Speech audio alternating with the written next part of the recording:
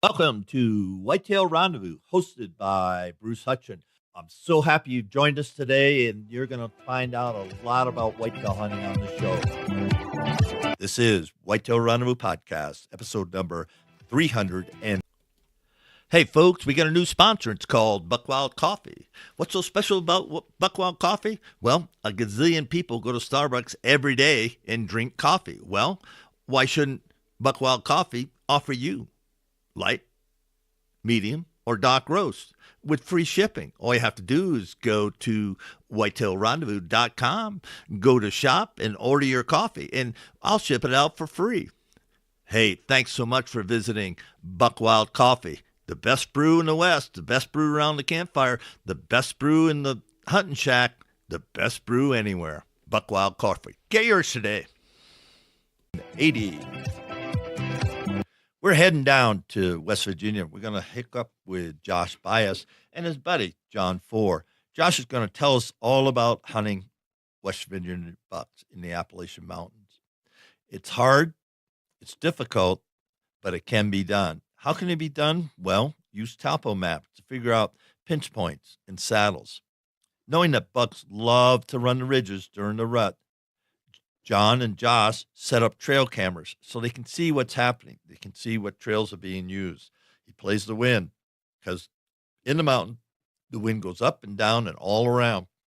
Also, when you start thinking about trail cameras, he utilizes Deer Lab with John Livingston.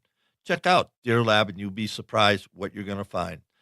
All in all, folks, this is a very informative show, and I don't think you want to miss any minute of it. So sit back, relax, and enjoy Josh Bias of Calculated Killers. It's never too early to think about food plots. Whitetail Rendezvous has an ebook for you. Just simply text 33444 food plot to get your copy. Welcome to another episode of Whitetail Rendezvous. Hey, we're heading down to West Virginia and down into the Carolinas, and we're going to connect with a guy that just really likes to hunt big bucks. Josh Bias. Is that correct, Josh? Yeah, that is correct. Bias. B-I-A-S. Well, thank you for that, sir, and welcome to Whitetail Rendezvous. And I'm excited to jump into the show because you're from some counties down there, Wyoming and McDowell counties in southern West Virginia, that you've been telling me there's some big bucks around. What's all about that? Yeah, we've got some great deer, and it's all because back in the late 70s, we had a real low deer population down there, so the state decided to close all gun hunting down there and make it archery only.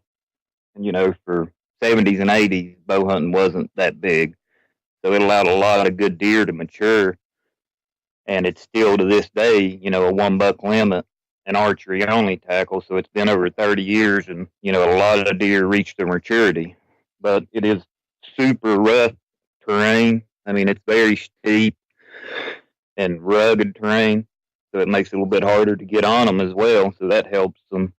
And you've got a lot of deer that mature now. We don't have hardly any ag land, so that in turn, takes away some. You ain't gonna get none of the super high scoring deer. I mean, we produce a lot of 160 to 170, mid 170s type deer, and occasionally you'll get, 180 or 200. But we've got a lot of. I think the average. I run some numbers, and the average buck for all four is like 141 over the last 5 or 6 years. And what's wrong with that? Not a thing, in my opinion. And I try to target. I like getting history on a lot of deer and trying to figure them out. And I try to target the, at least 4.5, or been trying to target mainly 5.5-year-old deer the last few years. So usually if you can let them get to 5.5, 80% of them will be, 150s or redder type deer. And then if you can, keep them healthy as far as supplemental feeding, and do it right throughout the year and keep them healthy, mineral sites, and all that, you can, produce a few more that are a little bit bigger. We've got one that we've been chasing that should push.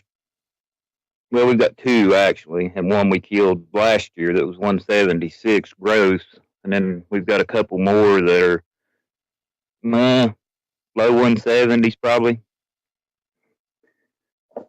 and Oh, it that's makes good. How big's the deer in the trail camera that you shot with that you sent with your bio? I think we thought he was a lot bigger from those pictures, but after he shed velvet, he didn't have quite the mass we thought. In my opinion, I think he's probably pushing 170. I think he's in the high 60s, low 170s possibly, but he's got that real wide, massive frame, and obviously the double, drop tines that come off these G1s are kind of flyer drops, so that kind of adds to his looks. He's kind of one of those wow factor bucks. And Oh then I've yeah, got another one. I don't he, think I sent you that's real massive, and he's probably low 70s himself, and he's probably got, gosh, 48, 50 inches of mass, I'd say. oh my goodness, because the buck I'm looking at, man, he's got a lot of character. I know it's a Yeah. trail camera, shot, but just a lot of character, and that's great. So, give me a little bit of background how you got into hunting big bucks. Well, like most, I started off, bow hunting when I was 14 or 15 and went through the growing phase. You know what I mean? I hunted, brown it down for a few years, and then I finally got my taste of a big deer and lucked up and kind of got on him and killed him. And then that changed things for me, and I started getting a little bit more selective, but I was still growing. So I wasn't as selective as I am today, but it just finally, like most know, it's a addiction that once it gets in your blood, it's kind of hard to shake. And now it's turned into a year-round obsession for me. And the last 8 or 10 years, I probably, spent more time than I ever have, in trying to strictly kill 4+ year old deer and manage for them. And I like getting a lot of history on them and trying to go after deer that I've got multiple years of history with.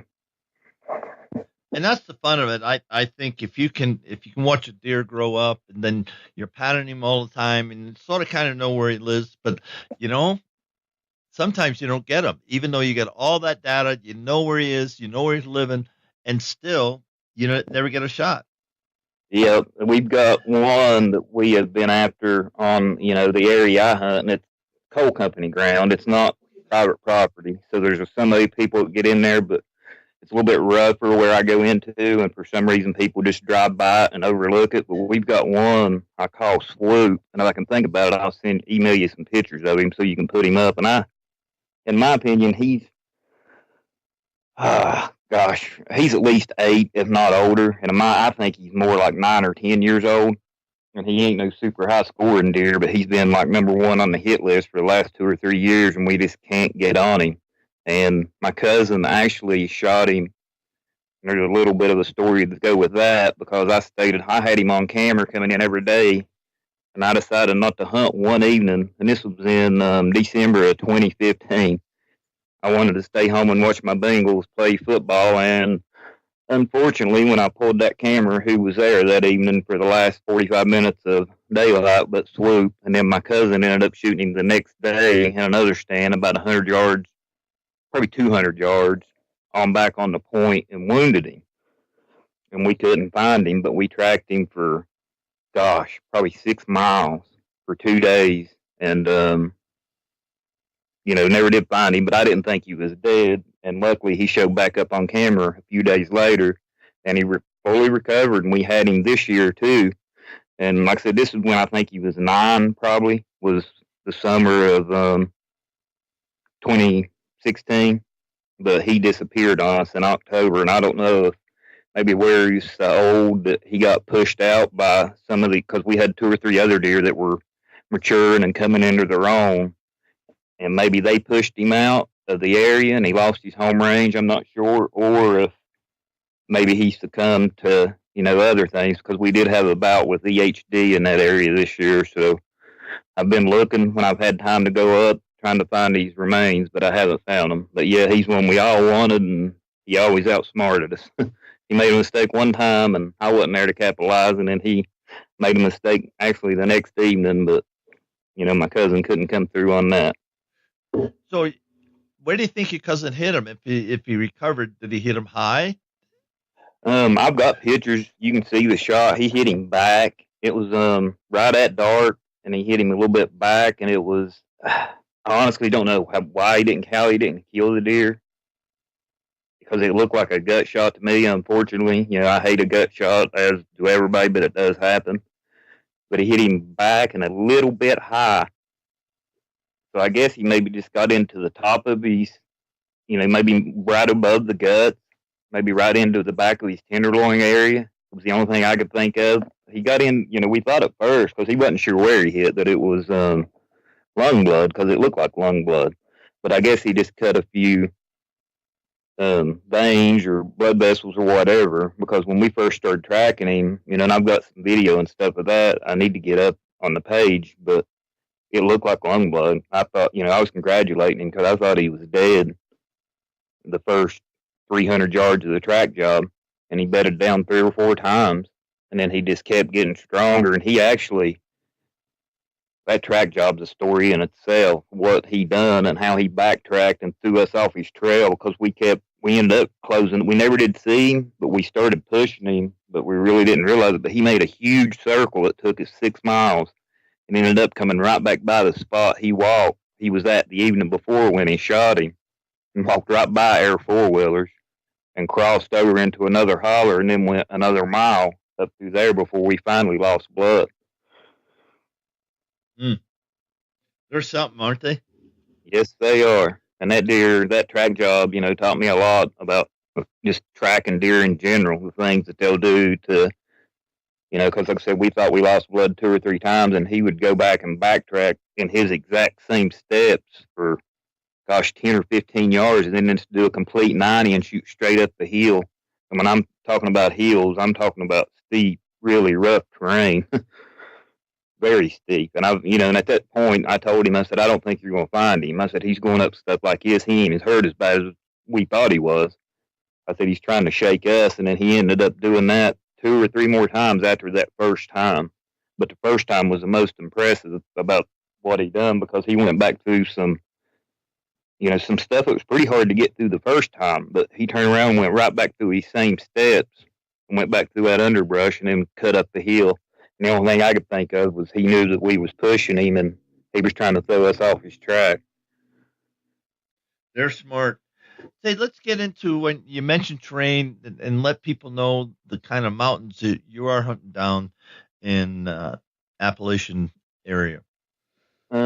Like I said, it's very rough, and it's in the Appalachian Mountains, and it is the roughest of the Appalachian Mountains, in my opinion. We don't have a lot of the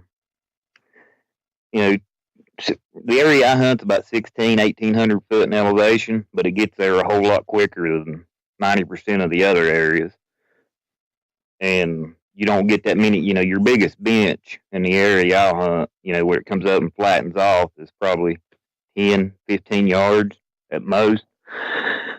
And I kind of look for, I study a lot of topo maps, and I'll find terrain pinches, which is like a funnel in the Midwest, basically, and it'll pinch all the deer movement down in a certain area. And then if you can find get on an old strip job and find some old gas well roads or stuff like that kind of help pinch them down, along with some of the areas where the terrain naturally pinches down, and you can take man-made stuff and it pinches them down even more. I found an area this past year, and in the mountains, it's hard to find, really tight pinches, but this area tightens down to like probably 50 yards at most. And I set a camera in there to scout for next year, and I was blown away at how many pitches. I had every shooter buck or every buck in the area came through there during the daylight at least once within a 3-week period during November. So we are in the process of getting a stand hung in that pinch here in the next few weeks. Isn't that interesting? Because you're hunting non-ag land. I mean, there's not food plots around. We're going to talk about minerals in a little bit, but topography in the mountains, and I hunt elk and mule deer and other critters out here. If you watch the topography, deer and elk and other critters, they're basically, what's the easiest way to get from here to there, and they take those steps. I mean, they unless they're chased like you were tracking that one, but just take a break here. Topo Maps and Google Plus or Google Earth, all are great tools because you can see an overlay of an area and say, there's a saddle. Hey, there's where two ridges come together and then they drop down into the next valley or hollow, as you call it. So spend a lot of time, folks, not in the woods, but working on the woods, just sitting at your desk or wherever you have your laptop or computer, and that works for me. Let's go, Roy. Yep, and Go ahead. just to go top off on that, one of the better ways, if you're not real good at reading topo maps, way I taught myself was, Steve Flores writes some great stuff on reading the maps. He's from my area, and you can learn a lot of if you can search some of Steve's stuff. But go to an area that and that's a pinch that you've learned, and look at it, and then go back and compare it on a topo map, and that'll help you find areas. Just by knowing a place, and then go in and walk them, because you always got to walk them. You can pinpoint them, but some of them don't pan out because it could be a road right through the middle of it or whatever. But it's best. The way I learned was starting with something I knew was a pinch in a couple areas, and then I would look at it on a topo and see what I was looking for, and then I started finding areas like that in other places. Let's talk about your use of minerals. Now, I'm assuming it's legal in West Virginia. Yes, we're allowed to bait and use minerals. We do, like I said, I do supplemental feed and stuff a lot, but we don't hunt over the feed. We'll hunt travel to and from, just like, people in the Midwest or whatever hunt a cornfield or, a food plot.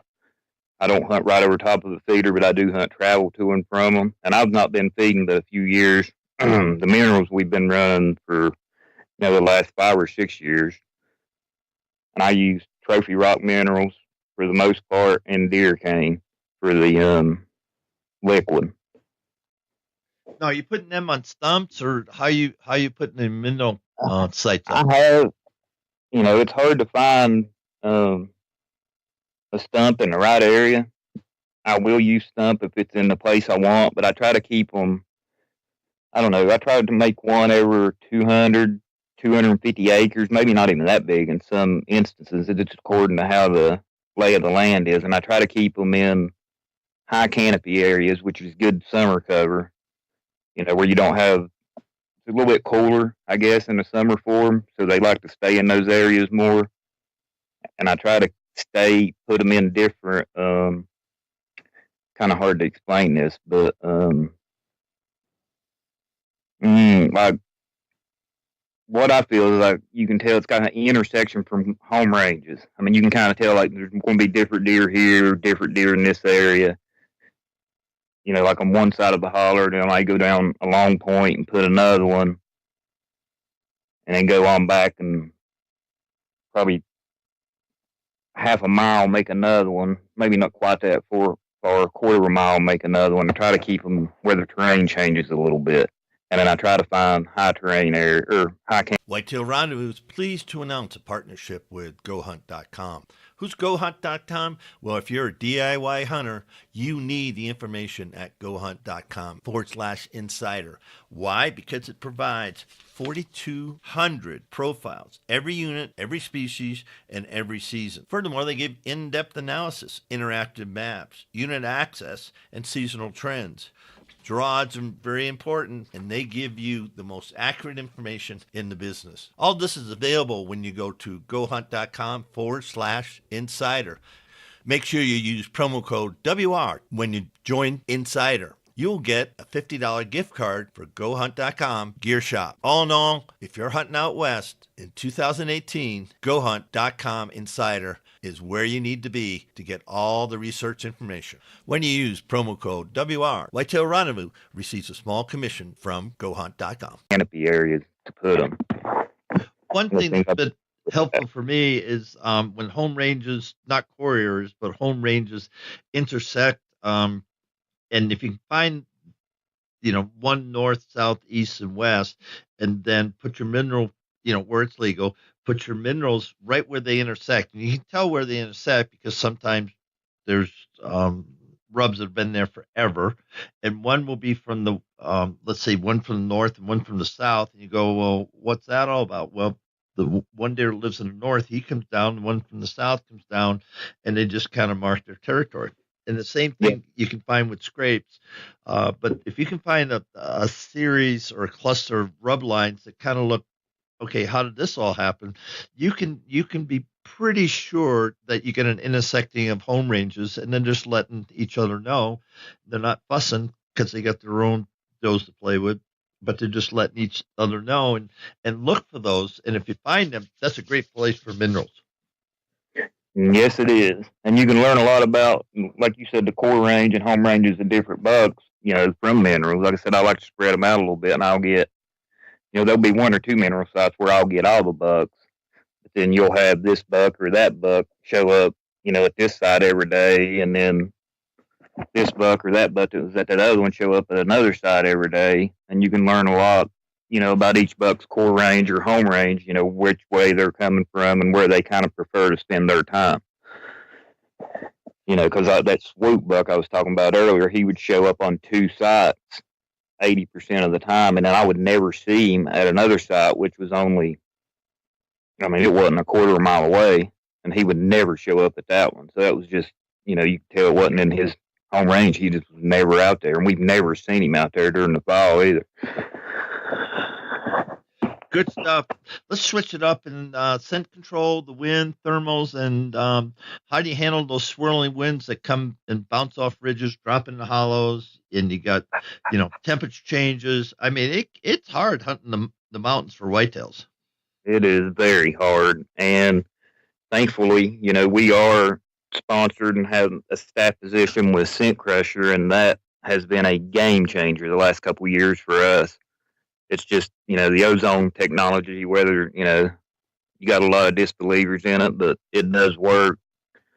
And that has been huge for us because you try to play the wind and you try to put yourself in the right areas, but it's still hard. Like you said, you get a lot of swirl. I don't care where you're at, you're going to get swirling winds up there. And it ain't like the Midwest. You just can't drop down and go get in another stand because it takes, it's hard to get around up there to just get down and go climb in another tree somewhere else. So I don't really pay a lot of attention to the wind direction. No, I got a couple places. I like hunting east-west running ridges. And when I got a north-south wind, I'll always hunt one of those ridges because the deer like to cruise those ridges, especially if you can find what I was talking about earlier, a terrain pinch on the side of one of those ridges. And those bucks like to cruise up and down those east-west running ridges so they can scent check anything below them or above them, and then with the thermals rising of the mornings, you know what I mean? If you get a wind coming over the top and then the thermals are rising, it kind of creates a swirl just under the ridge right there, and a lot of bucks will cruise that ridge back and forth until they, scent check a hot doe, and then, they're off. I found a lot of luck doing that. The deer I killed this past year, I actually killed him in a spot just like that. So listen to that and take a note on that, because bucks during the rut, they will run ridges. And because the wind's their friend. One, if those in estrus are close, they can smell that. Two, they can smell you or other predators. And, they can see, they can smell, so they get everything. And then depends on which way the threat comes, they just drop off one side or the other and they're gone. Yep, and it's quick. Like you said, they can get out of there very quick. It works out. It's all an advantage for them. And most of the time, that's, what they travel in. They ain't going to put themselves at risk no more than they have to, which they do, during the rut. And that's mainly when I try to hunt 2 or 3 weeks during the rut when it's the hottest. Because I don't, I work 40 hours. I don't get a lot of time off, so I try to save my vacation days for, around a 14-day period, and then we hit it hard then. Let's talk about getting the most from your trail cameras. You brought that up, and you're talking about your hit list and the history you've got. You're watching deer grow through age classes. So trail cameras are pretty important to you. So let's unpack that a little bit and share with the listeners just how you make your trail cameras work for you. Well, a few years ago, everybody likes getting pictures, but you've always, I started learning that I started seeing a couple deer. This was in 2012 and 2013. I was starting to notice certain deer were showing up in the same areas year after year around that same time frame, with usually within a 5 to 7 day window. They'd always be back there, and this is, I've seen this a lot. So then I started taking everything on the camera and keeping weather logs. And then when I would get high activity days on my cameras, I would go back and check these weather logs and try to find out what was the trigger to put these deer on their feet that day. Whether it be, most of the time it's barometer, the weather, some kind of front coming in or whatever. And that's helped me kind of pick and choose the days I can hunt and when I can't hunt, which is going to be better. So I always try to make sure to always set your date and time on your cameras, and they're a scouting tool for a reason. Pull every bit of info you can off of them. It takes some time, but it's worth it. You can figure out a lot of good patterns. And I use Deer Lab, and Deer Lab's an amazing, because that helps take away the log and all that. You can just go back to the Deer Lab and pull your info and start, keeping a log on certain deer. And they've actually got it where you can, set up logs on there for certain deer and start pulling info off of it. But, the deer I killed in 2014, every time I had his picture on this one point, Deer Lab showed me it was always with a northwest wind. And this was, I don't know, probably 3 pictures, but it was 3 pictures within a 7 or 8 day period getting close to the rut. And, and then looking at a map, I could see why, because he was scent checking everything coming up a holler, the biggest holler coming up through there. The wind was hitting him right in the quartering into his face, so he could scent check anything below him. So luckily, the first morning of vacation, we had a northwest wind, and I went in there and I killed that deer at 8:30. And then I had another deer, and this was Deer Lab, and I unfortunately wasn't able to catch up with him. But every time I had his picture on a east-west running ridge, actually the same place I killed the buck this past year, he was always in there when the wind was blowing from the south. Every picture I had of him in there, and it was 7 or 8 pictures, he was always in there with a south wind using that ridge. Now, Jonathan, I can't remember Jonathan's last name from Deer Lab. Do you remember his name? You asked me too fast.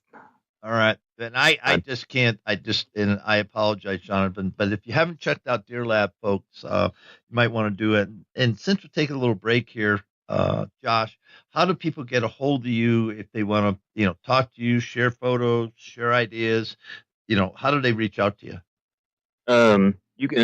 We got a Facebook page, and we're pretty easily, you can access us there at Calculated Killers on Facebook. And me and my buddy John Ford, who helps me a lot with it, we're both on there. One of us, you send us a message or whatever, want to check some of our stuff out. It's on there. There's pictures on there from, all the bucks I've talked about, and goes back for years. You just have to go into the albums. You can see that. We have got an Instagram account. It's also at Calculated Killers. And we are working on getting our YouTube page up to date, getting a lot of stuff uploaded. And we are currently working on a website to start blog and, start doing some interviews with some other people. And hopefully we may be launching a podcast here in the near future as well.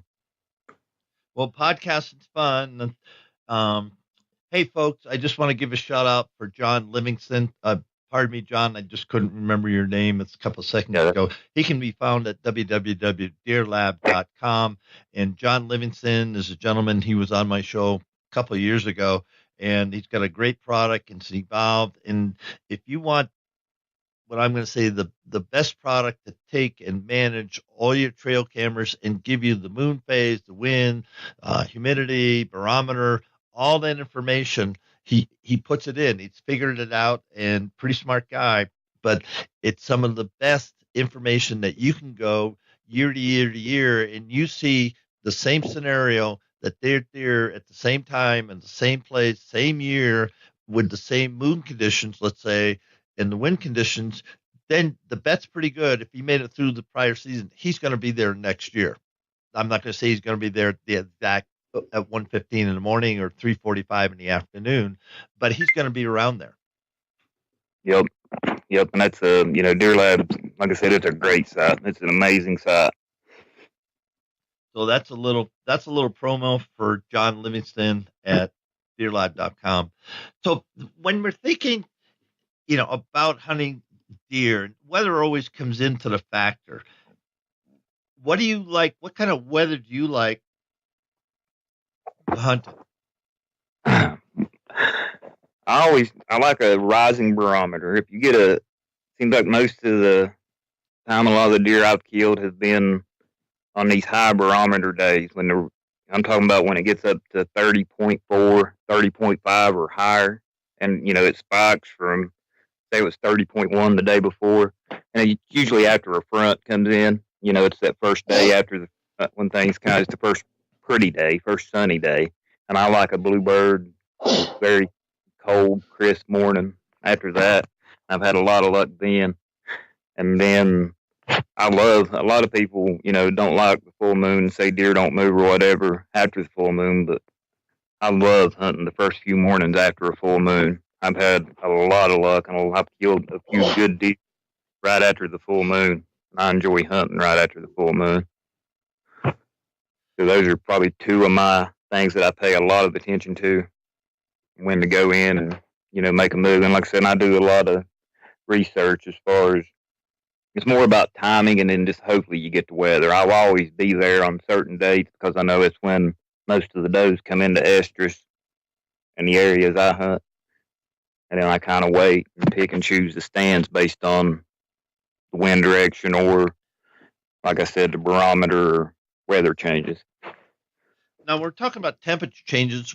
What's the right temperature change that you see a distinct change in deer activity? So does it go from 50 degrees to 30, 40 to 20, 40 to 30?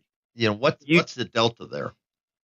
Usually anything, you can look at your average temp for that time of season, and anything under, like an 8, 10 degree drop during, November, let's say, or, a little bit earlier than that, it could be as little as a 5 degree drop in October. I don't get to hunt a lot in October, because of work and stuff. Like I said, I save most of my days for November. So I always like to see at least a good front coming in that's going to push the temperature down to 8 or 10 degrees. Like this past year, we had a front come in and it was nasty. We decided not to hunt for a day and a half because we knew this front was coming in. And on Saturday, when the front was pushing in, the wind got up to 20 or 30 mile an hour gust, and the temperature was dropping from, if I remember right, it was like the high 40s, and it was supposed to start dropping around 1 o'clock, noon, 1 o'clock, and by, sunset, it was supposed to be down around 18 or 20 degrees. And I told my buddy and them, I was like, we got to hunt. I said, the wind will be rough, but we've got to be in the tree. I was like, they're going to move. And then that's the evening I killed my deer this past year, who I called him No Brow, and we had 3 years of history with him. And that same evening, we run a lot of Spartan cellular cameras. We had 3 other mature bucks show up that same evening, well before dark, moving.